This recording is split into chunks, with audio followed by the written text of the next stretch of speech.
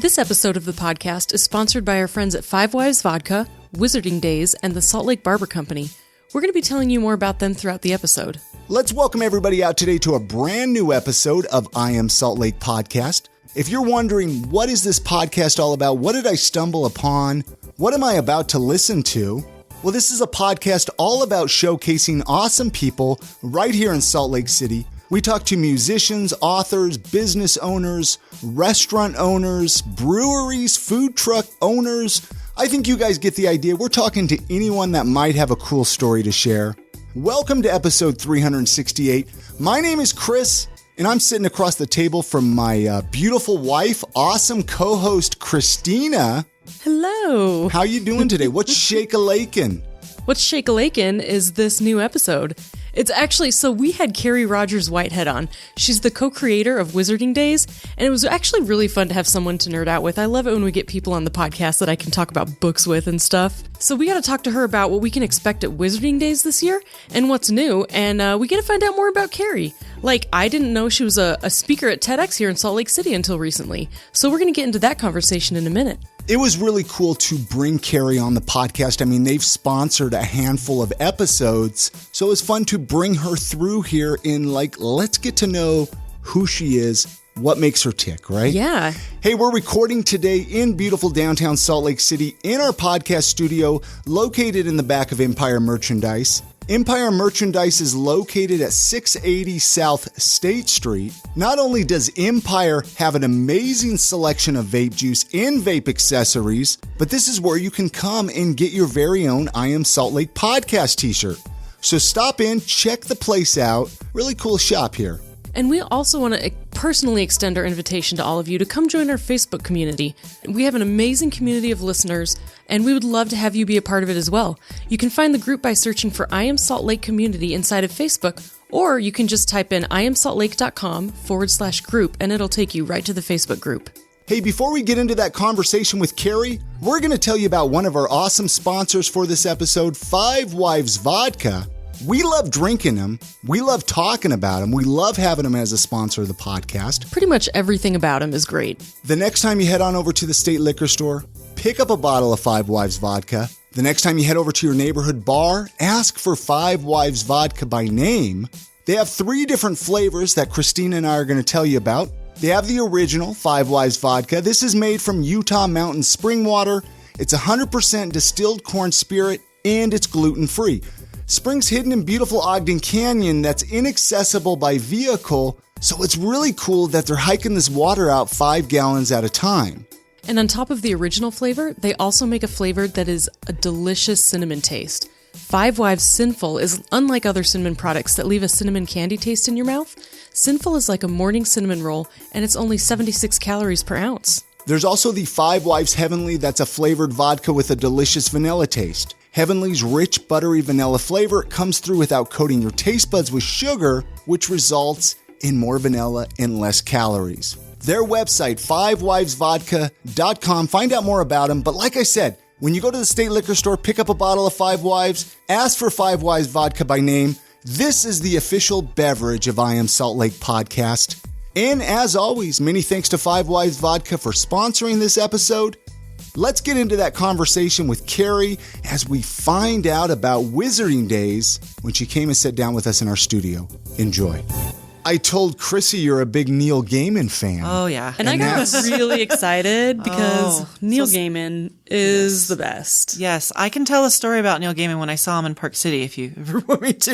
It made an impact on my life. Well, really. let's. I mean, we're recording. Okay, let's start with Neil Gaiman. Let's start with Neil Gaiman. So you met Neil Gaiman in Park City? Well, he came out a few years ago with his book Trigger Warning. Okay. And so he's got his British accent, which I will not attempt to redo. But people are asking him questions at the end. And, at the end of the talk. And this one person comes out with this really insightful question. And so he goes to Neil Gaiman. Neil Gaiman, what scares you? And this is the horror, master of horror. He's written a lot of scary stuff, a lot of fantastical stuff. And so we're all on the edge of our seats. And what Neil Gaiman said was, what scares me the most is certainty. People who are certain of what they're doing. Those are the people that drop bombs. Those are the people that make wars. I am scared of certainty. And that just struck me a little bit. And I thought about it some more, and well, confidence is not necessarily certainty, but when we are so certain of everything we're doing and all our choices, there's bad in that. Oh, yeah. You're not leaving yourself open to actually experience things. Yes. So, I like to project confidence as a business owner. Of course, we have to do that, but I try not to project too much certainty, because you don't know what you don't know. I like that. Right? I'm not very familiar with Neil Gaiman, but all of a sudden I like the guy. I know. He's brilliant. Chris, I just talk at him about Neil Gaiman a lot.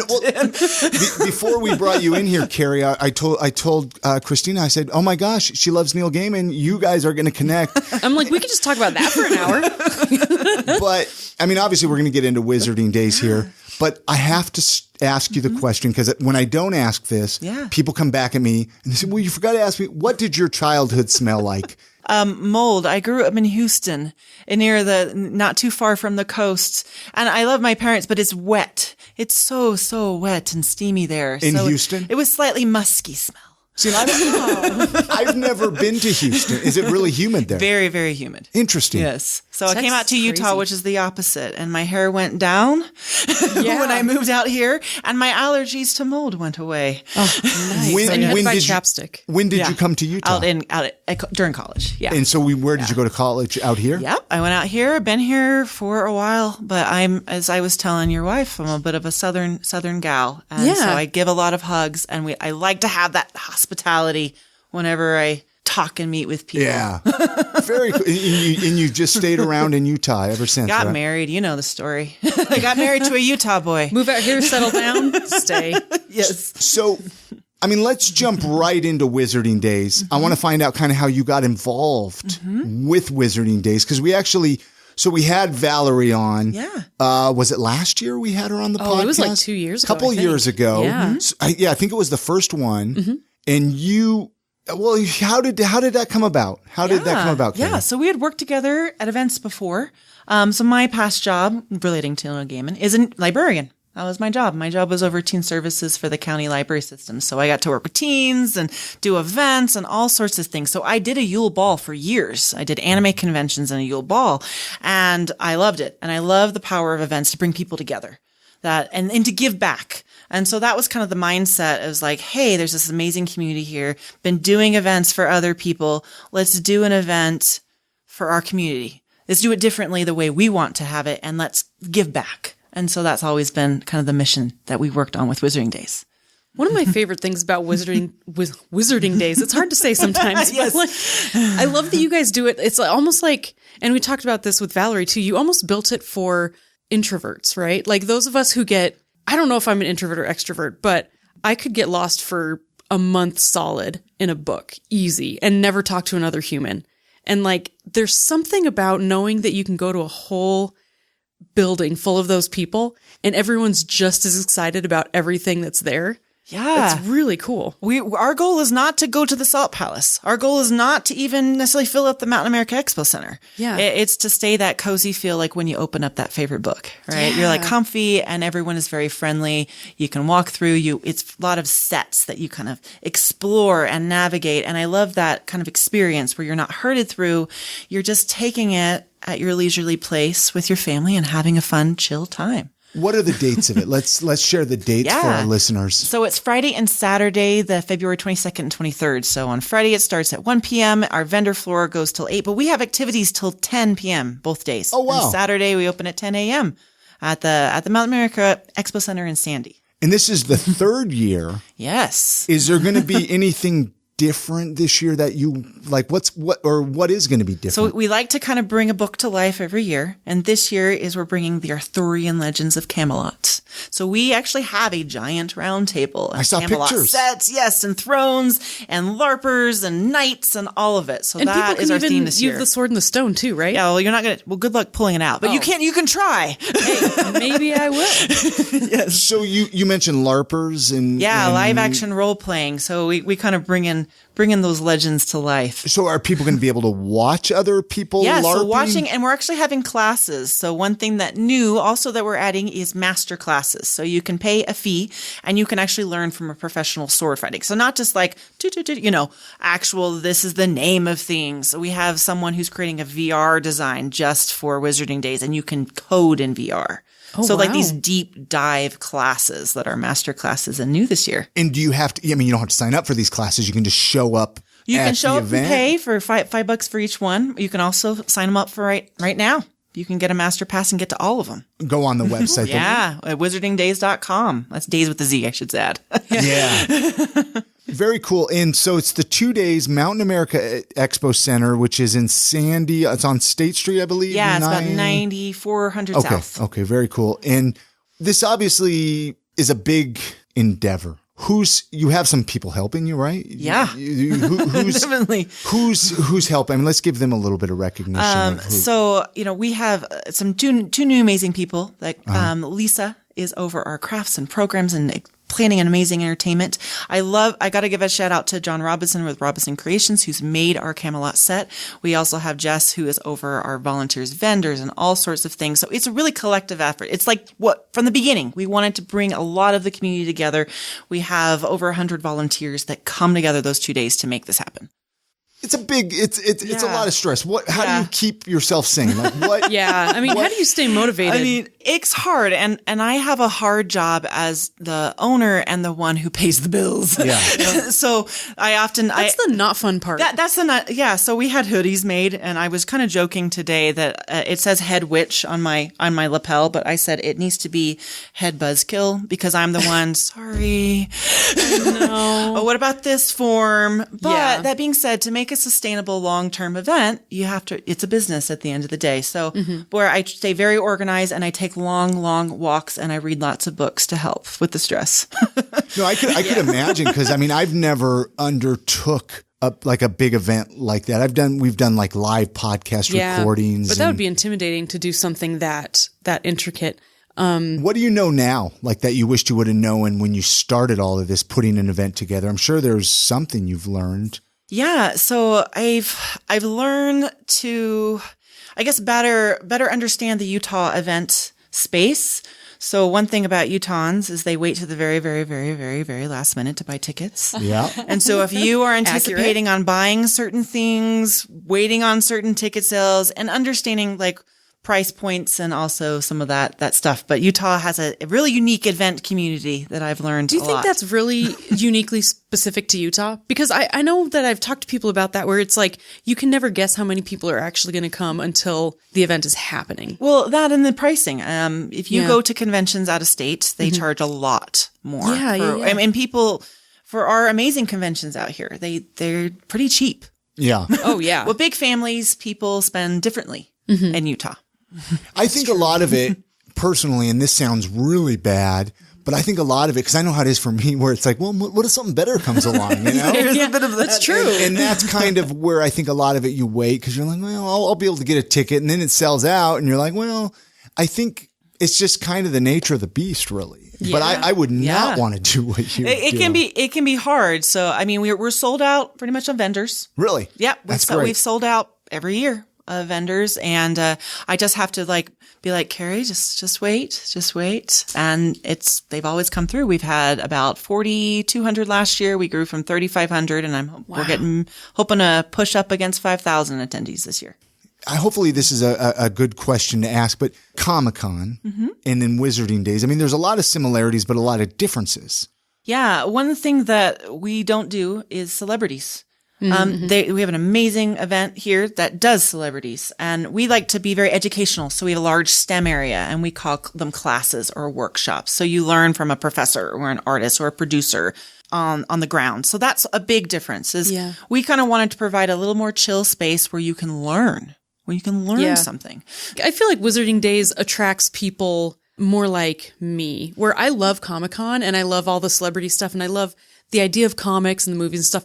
But that's kind of a different, and I don't think people realize there's actually a difference. Like there's a divide. The people who really read books and follow stories like in depth, versus like comic book people. Cosplayers, yeah. Yeah, And there's an overlap, but I mean, I even sometimes don't like to use the word convention because it has connotations. I like to say experience that you bring in. And in my past career, I did large scale events. So I did this large anime convention called Toshokan. I had about 2,000 teens. Wait, this is an event you did? Yeah, an event I did before this. In Utah? And in Utah. Oh, cool. And what I found was an amazing educational experience. So the teens were panelists. The teens were vendors. They sold their work. So through the process, they learn so much. They learn customer service and business skills and how to present. And so I love the capacity, and that's what that got me hooked of getting events to learn and to grow. That is so cool. As a person. I was actually going to ask that. I was wondering if you've done any other events. We did. So you did, what? Say the name of it again. It's still running. Both of my events when I was with the Salt Lake County Library are still running. I did a Teen Yule Ball and a Toshokan.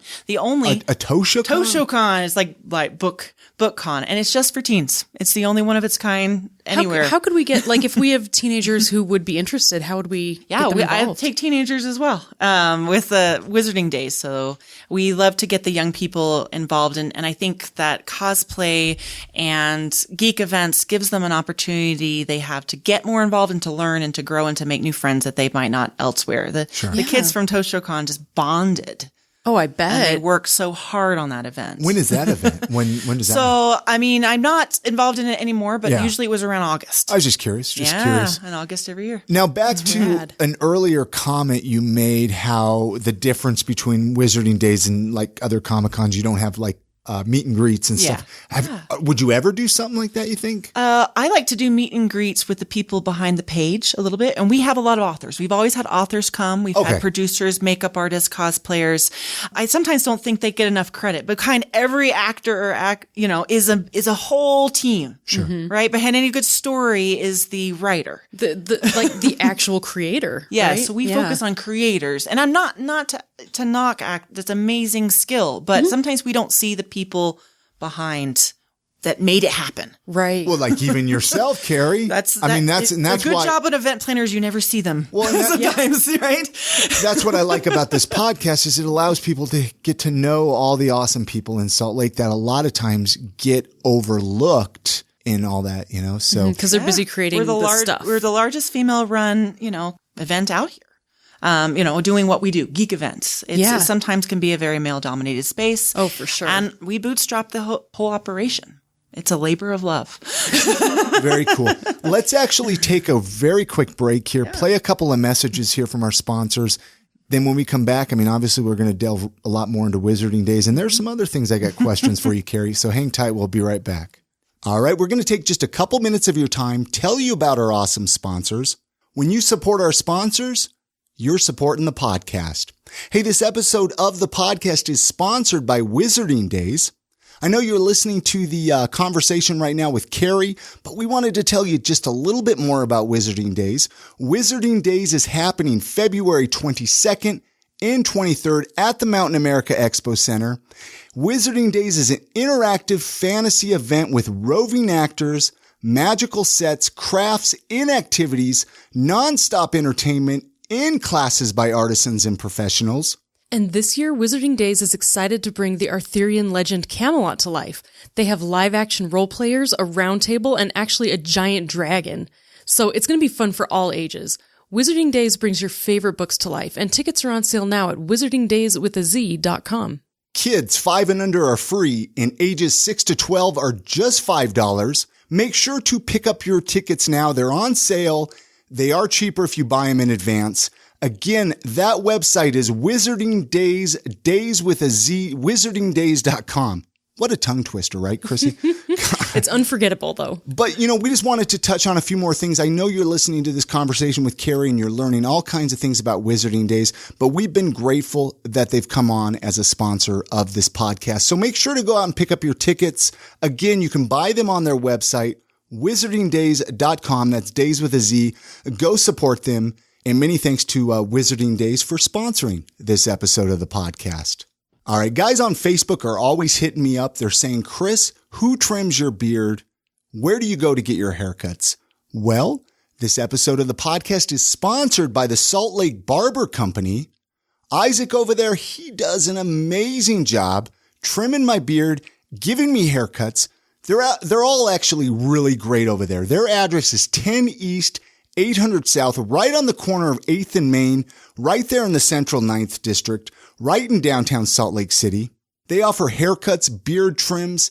They're giving straight razor shaves. I've never done this. Maybe one day I will get a straight razor shave by them. They are a true community barbershop. They're focused on providing the best work environment possible and allowing barbers to always provide the highest quality experience while in the chair. Listen, so this is how it works, guys. They do take walk-ins if they're available, but your best bet where you can get a guaranteed appointment, book it online, go open your internet browser, type in saltlakebarberco.com. This is where you can select your barber. You could select the services that you need. So if you just need a haircut, maybe you need a haircut and a beard trim, you select the date and the time that you want, and then you know, hey, I can head over to the Salt Lake Barber Company on this date and time, a guaranteed haircut, saltlakebarberco.com. Again, they're offering haircuts, beard trims, straight razor shaves. Their address is 10 East, 800 South. Go check them out. Many thanks to the Salt Lake Barber Company for sponsoring this episode of the podcast. Let's get back into that conversation with Carrie as we find out about Wizarding Dayz. Thank you so much for listening. Love you guys. I love the idea of like picking one book and bringing it to life every year. What are your dream books that you want to bring to life? That's a tough one. So Sandman of Neil Gaiman, to go back to Neil Gaiman, because we always have to go back to Neil Gaiman. So Sandman is my favorite graphic novel of all time. But I love the mythology, and I like to bring some of the old stories back to life. Like I love American Gods. Oh my gosh, American Gods is so good. Have you read Norse mythology? I love the Norse mythology. Yes, I love the old stories because it's fascinating with Harry Potter or Lord of the Rings, whatever. They're built on those old Gilgamesh. They're built on those stories. And I love to see the old because I don't think kids sometimes realize the hero's journey and how we repeat the same stories over and over and over again, that we all have one common story. Yeah. That I love. So some of that might be fun at that some would point. Be so cool. Oh my gosh, American Gods. You should do American Gods. Yes. That would be so great. Here's a question. What book would you recommend if nobody's read any Neil Gaiman? What should they read? What would be the first book they should read? Gosh. Well, I mean, I love Sandman, but that's the graphic novel. For kids, a good starter is Stardust. Oh yeah, Stardust is good. Is a good starter with Neil Gaiman. See, and I would say, yeah. It's because a lot of his stuff is maybe a little bit more adult, not adult, but like it might be a little bit over the heads of kids. If you want to go even younger, Coraline. Okay, I love Coraline. Love the movie. Yeah, is a good one. It's really good. And the Graveyard Book is a good one too for kids. Oh, I'm trying to think of the one. What's the one? Crap, where they're in London and there's the people that disappear. Like the Other World, Neverwhere? Neverwhere is really good. Yeah. Now, did I catch somewhere that you write books too? Have you written some books, Carrie? I wrote a book for librarians that came out last year just on creating teen programs because that was my job is creating, it was over programming. Okay. And then I have a book coming out later this year related to my other company, Digital Responsibility, Digital Citizenship, Teaching and Practices. So academic nonfiction, if you want to dive into curriculum and pedagogy and how you teach to teach That's really cool. Yes. Yeah, I was kind of, have you ever thought about like writing a fantasy book or a science fiction My book? mom wants me to because I used to do those when I was a kid, but I haven't yet. I've been in nonfiction world, but yes, I make up stories sometimes with my son and I still get that spark sometimes. But yes, right now it's all nonfiction. Right now it's all like it sounds like you really have a passion for teaching too. Yeah. So I'm an adjunct instructor and my other company, we go out and train hundreds and hundreds of kids on being safe and responsible online.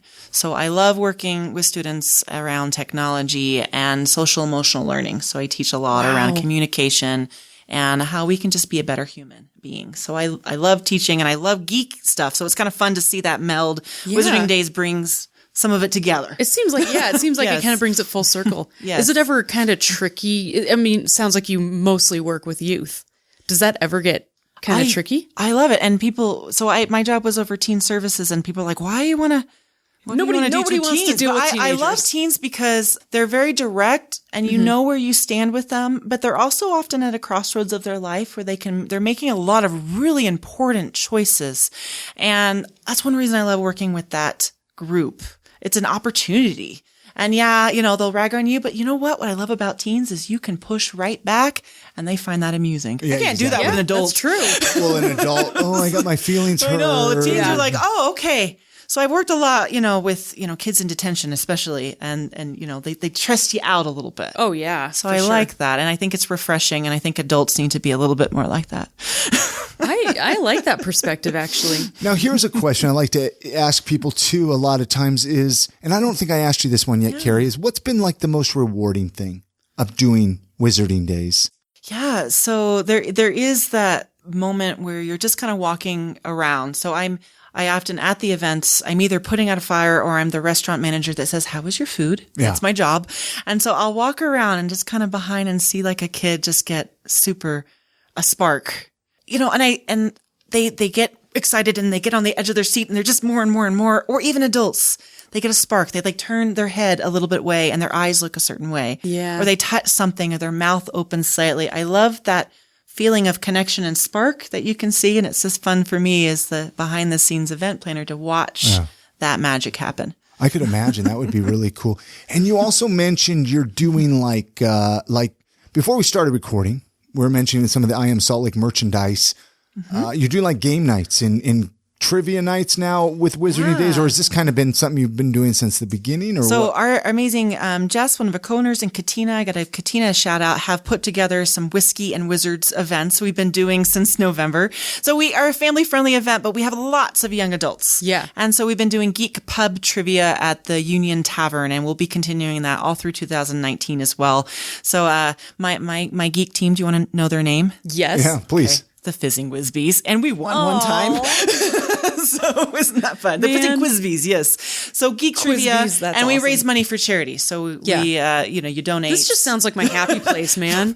Yes, Whiskey and wizards. Where did you say it's at? It's at the Union Tavern in Midvale. So they've been very wonderful for us. And so we've been doing some. We have another one for the event, February 22nd, our Tri-Wizard Cup for all our geek trivia winners. And stay tuned on our Wizarding Dayz page and we'll post the events of when we're doing our next one. That's what I was curious of, like how people can find out about it. Is like through your Facebook page so or website? We're on Facebook, we're on Instagram. So just Wizarding Dayz with a Z. You can find us. We have a Wizarding Dayz community groups, just like some of your podcast groups that we send out, and we like to get people involved and excited too. So this is a year-round deal that you're doing. So it isn't like obviously if people are listening to this, say June, July, and so Wizarding Dayz is over. We do community events all year. We go out and about to different festivals or outreach, and we like to be with different nonprofits or businesses. So, but we are excited in 2019 because we're expanding. July 19th and 20th will be at the brand new Cache County Event Center doing Wizarding Dayz. So we have two large events. Wait. So back up a little bit there. So you got another Wizarding Dayz you're doing? Yeah. So we're expanding in 2019, and Cache County Event Center out in Logan. So it's on the fairgrounds. Northern Utah one, and then a Northern Utah one. When is that going to be? Yeah, so July 19th and 20th. Okay, so people that are listening to this after February, if you didn't make that Wizarding Dayz. We're real excited because it's indoor, outdoors, so we're going to have more of the LARPing and food trucks, and it'll just be a lot of fun on their fairgrounds, too. Oh, that's cool. So on the fair, is it going to be bigger, you think? Oh, no, it's a smaller space because it's smaller Logan, space, smaller. but we can kind of expand, like we can take up a lot of space outside. Yeah. Which will be fun. And where can people find it? Obviously on the website. Yep, we're actually selling our Logan tickets right now. So they can buy. We are starting to fill up for vendors already. So we'd love some Cache County people, locals to come out. Yeah, that sounds awesome. I haven't spent a whole lot of time up in Logan. I used to go up there quite a bit. I actually have some friends. I'm going to let them know about it.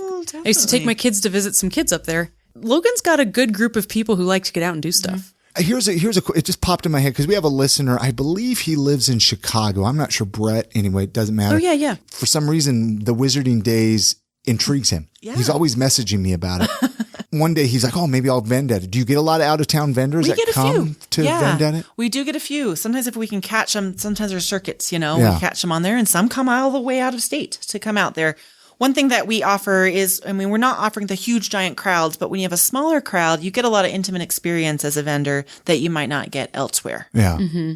This is going to go in a little different direction here, Carrie, but obviously we're going to find out, a little bit about you here, but you spoke at a TEDx here in Salt Lake City. When I was doing a little bit of research on you, I was like, well, I got to find out more about this. Carrie, when we're bringing it into the podcast, props to you, first of all, for doing that. I mean, that's very intimidating to get up in front of all those people, I'm sure. This is much easier than doing that because it's you memorize your talk and there's no audience to riff off of. Yeah, but you memorize it, but I'm sure your mind still goes blank. Oh, yeah. Yeah.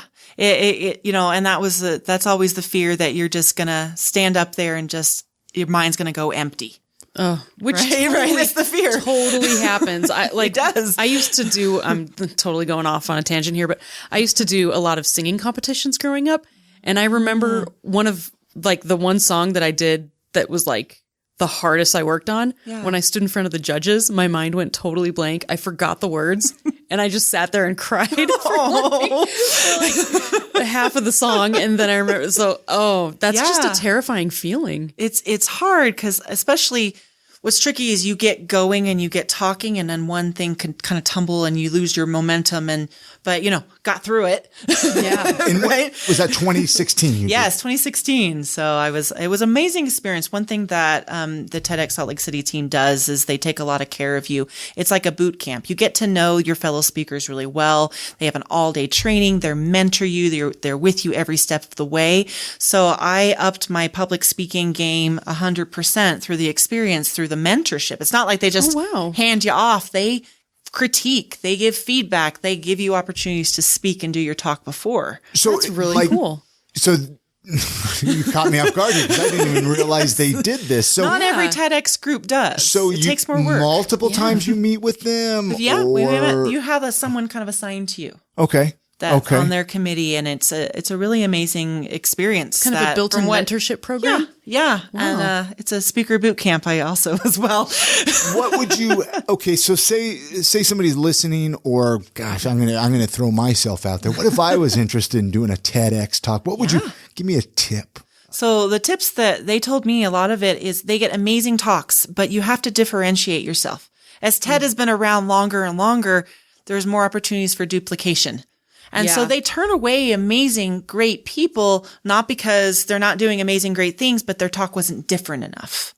So Which makes sense. Making it different. And one thing I learned by the experience is it is apples and oranges. Some talks are just going to get really, really popular because of what it is, and those esoteric, and you balancing those is kind of tough as a TEDx if you're involved in that. So be different. That would be my number one differentiator. Because I wonder how many people apply. Probably did they tell you how many people? They told me a lot of people apply, and they only get a dozen people, 10 people, or something. They have to narrow it down a lot. So I did some research. I had an idea in mind, but I did a lot of research on TED, like what's out there around my topic, before And what was your topic? So let's talk about that. So yeah, it actually relates to what I was saying. I love the power of fandom and geek community to educate and bring people together. So I shared experiences from some of my work and other areas. This is even before I did in the first Wizarding Dayz, of the power of fandom, to how it unites people, how it's universal, and how we learn. Now, and I'll put that link for that, the YouTube, so people can watch it. I'll put that at iamsaltlake.com with this episode. So when you're not doing Wizarding Dayz and you're not doing the TED Talks, what are some of your other hobbies and interests, Carrie? My other business, but I love books, of course. But I have a little 7-year-old, little first grader. And he is, I love him to death. His name's Kellen. Hello, Kellen, if you're listening. So it's fun to kind of take him on this journey with me. He comes to different events and advises me. And so I love my family. I love my husband and my son. And we hang out and we play and we geek out. Does he like books as much as you? He does love books. I've raised him that way. See, and but he loves graphic novels a lot. Oh, really? So he's learning. He's in first grade, so they're still learning how to read. And that's one thing I mentioned in the TED Talk is graphic novels are great for early readers or ESL learners. Yeah. So it's fascinating to me. He can read at a really high level, even though he's still learning. He's 7. Right. Through graphic novels. He can sit there with a graphic novel and figure it out. How did you get him excited though about it? Well, you have to model it too. I get excited and I talk about it, and it's like it's not just I'm reading to him. We're communicating, we're snuggling, we're together. Mm-hmm. And you start really young, and it's just normalized at that point. Yeah. And I think that's what we're trying to do with our youngest. I should start reading her some Percy Jackson. She's right now. year and a half, and we're trying to read to her. I'll read to her during the day. And I would do that when he was a newborn and he'd be like spit up on me and poop, but like I would still read to him because it's the habit and it's the feeling, and it unwinds them for the day too. When at the end of the day, it's like a routine that they like, and it's calming too. Oh my gosh. So even when they poop on you. So did you actually read like, I mean, even when he was little, did you actually read him like real the little story board books? And I like at that age, especially cool. your 18-month wordless picture books. They're really, really great for that age. And you kind of be like, what's going to happen next? So our favorite story So you have to actually make up the story? Yeah, we did Goodnight Gorilla. That was my favorite. I'm like, oh, the gorilla's getting out of the cage. What's going to happen next?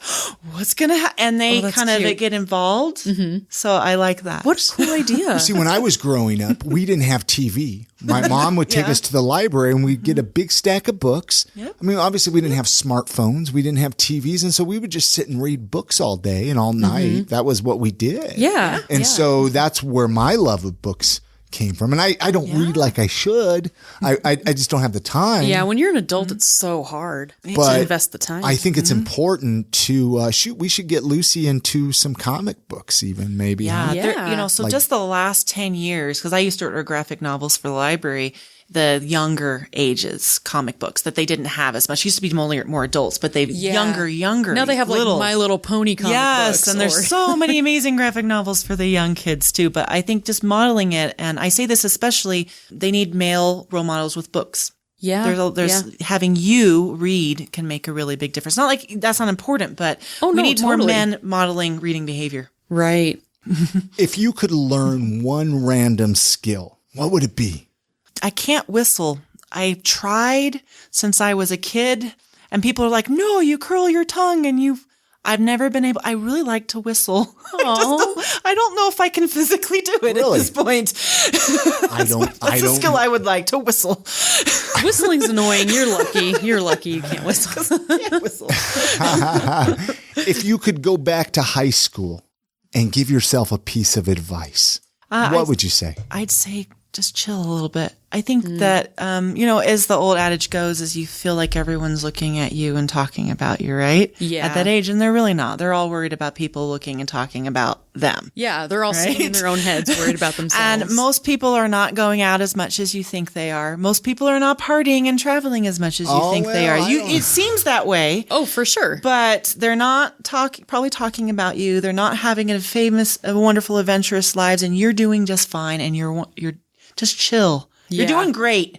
You're doing great is my advice. I like that. I do think that we kind of get caught up, especially with like social media and all of that, right? We're trying to keep up with everybody and we feel like everybody else has such an amazing life. Sadly, I don't think we outgrow that ever. No, adults are just as bad. And this is something I teach.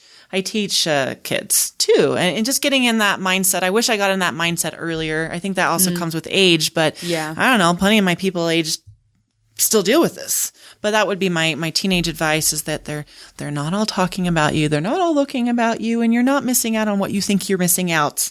So you said you teach this. With digital responsibility. So I teach issues of digital communication and digital empathy and how we communicate online.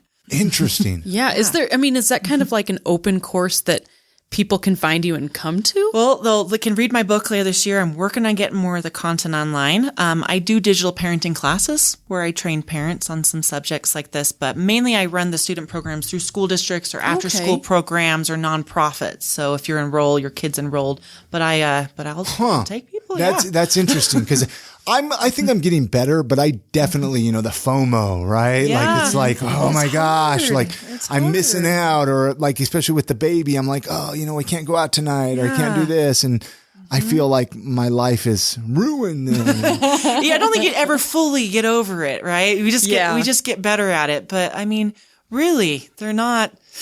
You're not missing that much. No one's really having that great of a time because and they're just you post the best. Exactly. Right? Mm-hmm. Yeah.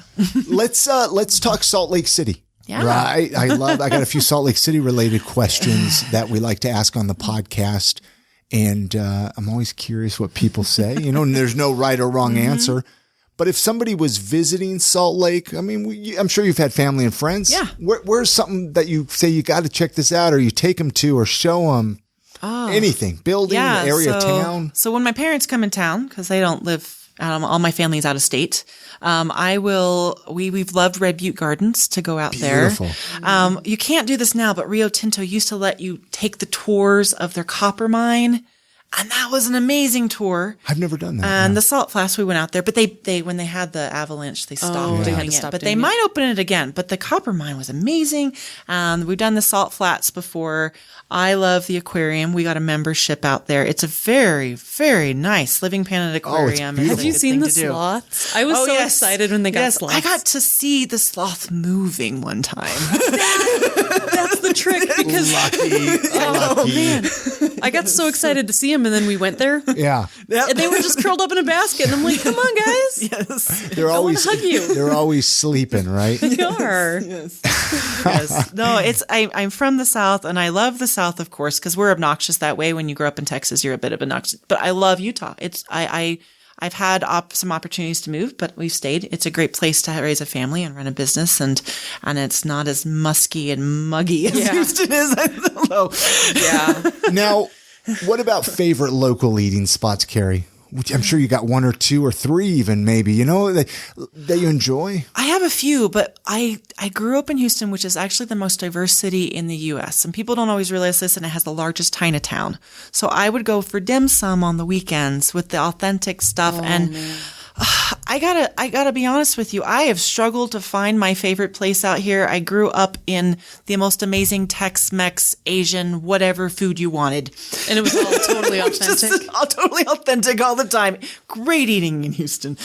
I haven't found it here. I haven't found my one place. I explore a lot and I try lots of different things, but not one place. What about, would you change anything about Salt Lake City? If you could change one or two things, is there something you would change? Well, if we're talking like culture shock, one of the issues I've had with culture shock is moving from the South. People they speak a little more directly. Now they'll say like, "But that's your heart," whatever. If you say bless your heart, you can say anything, right? You're like, "Oh, honey," but they're a little more straight talk. Yeah. My grandma, my family's from Alabama. My grandma will tell you exactly what she thinks in the sweetest tone of voice. And I grew up on that, and I have more of a direct, kind of can be a confrontational style that sometimes I hit that culture shock. I put my foot in my mouth. So I guess my advice to Salt Lake is like, be a little more open with your feelings and throw in a few bless yous and you'll be fine. You're fine. Now, I wish everybody in Salt Lake, I wish they could hear that right now, right? I think a lot of people could learn that and put that into there. Yes, so true. A lot of people here are kind of uptight and they just need to relax a little bit and have fun. Yeah. And go to Wizarding Dayz. Yes, just have not fun. worry so chill, much, too. Have a good time. Yeah. What's as we kind of wind this down a little bit, Wizarding Dayz, let's run through the dates of that again for this one, and I guess might as well even for Logan. Let's do it. too. So Wizarding Dayz is February 22nd and 23rd at the Mountain America Expo Center. We have all of our tickets and everything at wizardingdayz.com. So buy your tickets now, and we're coming to Logan on July 19th and 20th at the Cache County Event Center. Which is great because I know we have at least one Logan listener. There we go. If you're listening,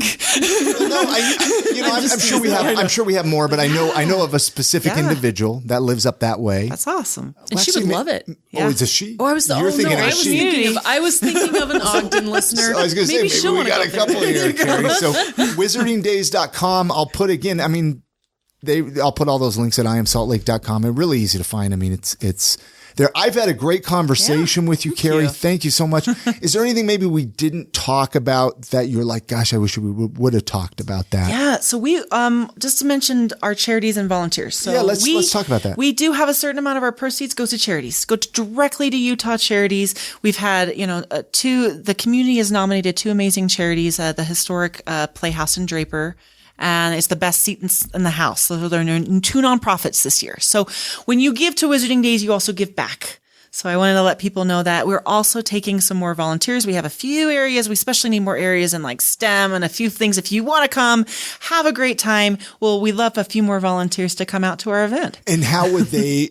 if they want to volunteer, how would they reach out to you, I guess? So they can reach out to us and we can send them the link. But if you go on wizardingdayz.com, there's just an application that you fill out, and then we'll have people get in touch with you. And then the charities, do you care to mention any of them that you do? Or is it a lot of them that you do? So we have done a bunch over the years. A few of them that we've done. We've done Utah Foster Care. We did Millie's Princess. We've done Canines for a Cause. We've done Utah Parent Center before. So we love giving back to local charities. It's, that's kind of why we started this, to give back, to have the community. And we'll have some Logan charities this summer that we're giving back to.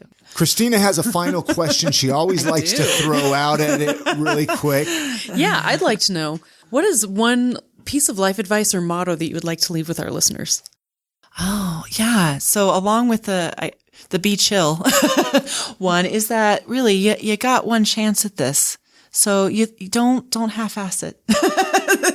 So I like what Ron Swanson says about this, Parks and Rec. Oh, yes. He says, never half-ass anything, whole-ass it. Many thanks again to Carrie Rogers-Whitehead for joining us on this episode of the podcast. All the links to connect with Carrie and find out more about Wizarding Dayz can be found on our website, iamsaltlake.com/368. All right, it's that time of the podcast where we offer some recommendations. These are things that Christina and I, either we've been doing or they've been kind of life-changing, or they're just something we enjoy. Yeah, just something fun we like. Do you want to give your recommendation first, Christina? Sure, because I'm completely obsessed right now. My recommendation this week is Brandon Sanderson's book, Skyward. I have been meaning to binge listen to I listen on Audible, so I'm not reading, but You're getting I'm read absorbing. too. I'm getting read too. It's Which wonderful. is nice. It is nice. But man, Skyward is a good book. If you are needing a good science fiction novel, pick it up. Very cool. I don't need a science fiction novel. I can't stand them. I'm sorry. You know what? That's okay, because you do your thing and I'll do mine. As long as you're okay with me totally nerding out in my books. My recommendation this week is The Goldbergs. I know you're probably all familiar with the show and you're like, gosh, that show is old news. Well, true, but we are going back and binge watching really since, what did we start at, like episode 1, and we're going all the way through it, right? Oh man, it is fat. Like, you can't get enough Goldbergs. I think a lot of it is because it's a lot of things I relate with. I'm a child of the 80s. I was born in 1977. So you have to remember, what am I, 3 years old at 1980. So I'm like perfect. 1985 to 1990. Those were my prime years, man. So watching the Goldbergs with the video camera and all the hammer pants and just all of that stuff, it's like, that was my childhood to a T. Oh, so man. If you have not watched the Goldbergs, check it out. I agree. And that's going to do it for this episode. Don't forget to support our show sponsors, Wizarding Dayz, Five Wise Vodka, and the Salt Lake Barber Company. We have links for all of them at our website, which you can find at iamsaltlake.com. Also, we love email, you guys, so you can send us an email, say hello, something. Just let us know you're out there. We love to hear from listeners of the podcast. You can reach us by emailing hello@iamsaltlake.com. And as always, you can send letters and packages to us at P.O. Box 4412, Salt Lake City, Utah, 84110. Hey, you have a great week. Get out and enjoy the city, support local, have a happy Valentine's Day, and we're going to see you on the next episode. And good night, Grammy.